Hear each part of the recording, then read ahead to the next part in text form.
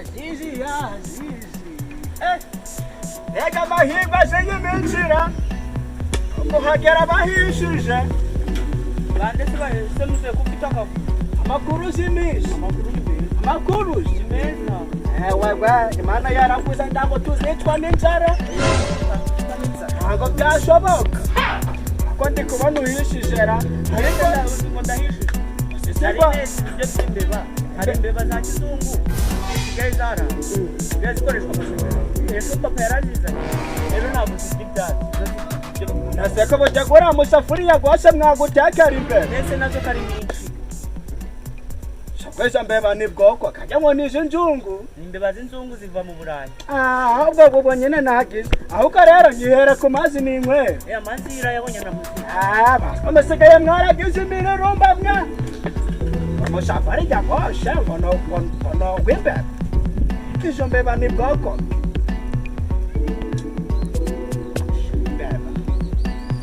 Akini hera toza n'inkwera.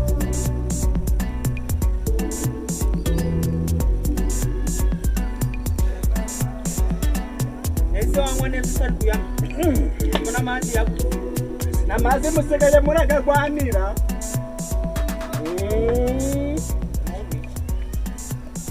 Gigize gutyo ndacanduje.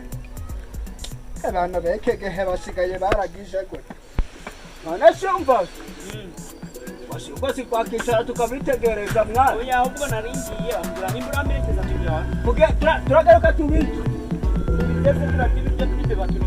Unasibuda cyuza wegetse. Ufunga se harimo mama nani. Bana mwerera musigaye muragira.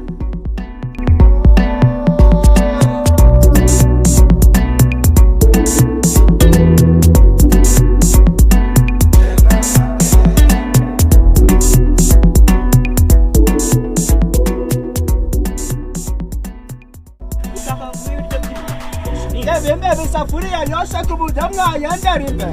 Sinakubwiye dufite aba 50 z'isombo mondo. None sari imbeba se ko bamama ko batanga amafaranga wo gura.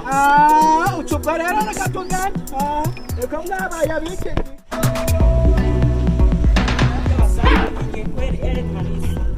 So ukurkuzo kwitonganya mu biki. Ako petit frère nakubuje. Utazukunza kuriza umuntu wagwatetse kubera ko nahita nangurubura.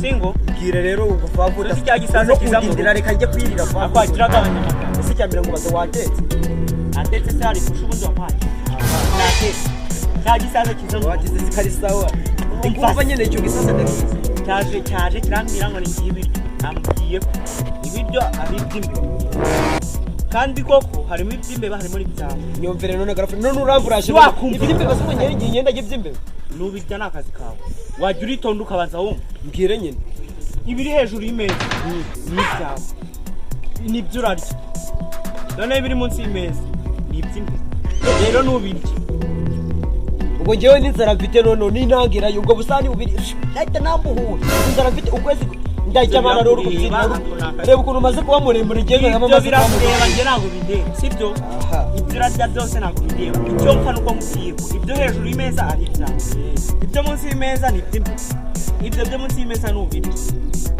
urita babusigoni apo njye ntabwo nakirwa nanjye njye n'intangira ko dusani tubidahita nanjye urobora none ubirye ntacyo ahubwo nzanabyibuha mwana uzabupfu yoshe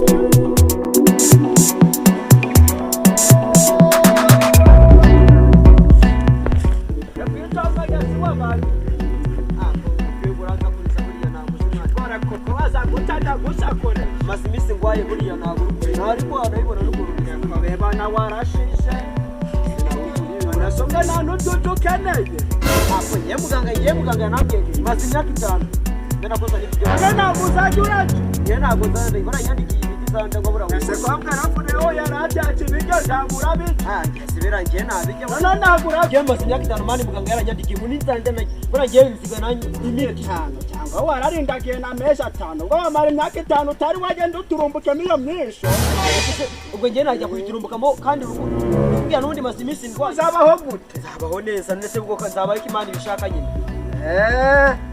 ariko mukuru baba yaratetse yamaze ndaguraja kwasheriye ndaguraja hawa no kwere prima na chapana ni sajimana babya wenda yimushaba abasana uragendo bimyibwirire none anaheba mana ye mbega migisha iyo papi ndaye karikuza kari kunyabira muzira ngo ntaguraje ihora ubwe ngende ukubwira ngo masijya kitano ndajya ahubwo kaza uruko mbyinira imbere ego pore none mbare haro turamanuka n'umubwira yimbe cyangwa ntabwo nyaragashaye njya kumureba oya njye nawe ndakubwira naribwo najya oyura wimucabira no se ko yavuze ngo irasafuriye ni imbeba yose bana wasanga nari yigenda nita bana subwiye ugende n'undi nari nangiye no mu rugo ukiye bana none reka tutambikane oya nawe restaurant oya umva mubwire muganga rero ari ariko reka kuguraje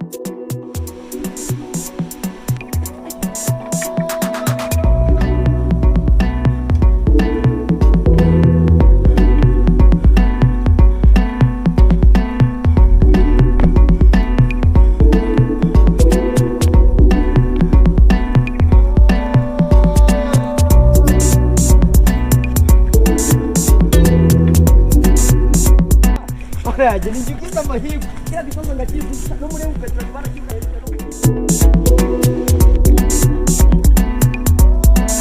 ayam dia sebutnya mandek itu banyak ragahan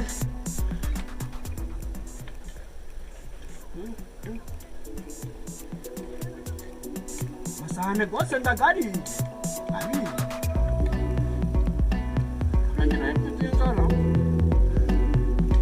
Mana batongoro. Naleka teka. Ngiye kuyimena kurusha.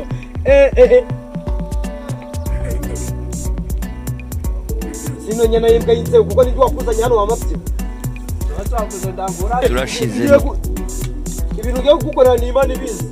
Ngiye kukutiga. Ngari yasinda ndabi. Ngora kutandukanye urukumbwira ngo giye wanyu ni dukuzanye hano. Soye bijya biri komo. Akora nyine yimwe guteka mwa. Hano mukiri wanyu komanyuka. Ariko rero kwa mwana we. Burya zamya kitanu nibyo pe. Zamya kitanu za rupa ya muri. Anagembeze ngo ngiye uraga friend nikajya hano.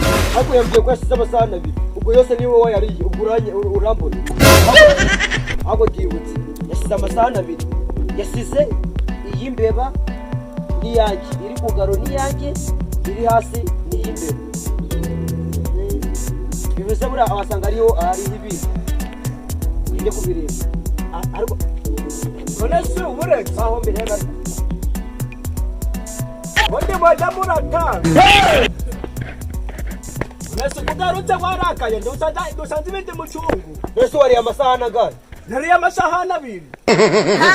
Yarere kugara niri muco yigaro na mu mece y'imeza ndase nabiri. Wariye n'ibyimbe hasi kwategeshe. Ibyimbe banye. Oya. Ndose nabiriye. Ahubwo tujye guhamagara mu gihugu tukujyane n'yuko tujye gushingura kirikare. None si hoye uretse. Ntabwo rasta tukagenda. Nana mituweli ndako ngavuza kuba kuretse amafaranga menshi. Mituweli tuko nijya kugira gusudira ibintu tugenda. Hey Jesus Christ.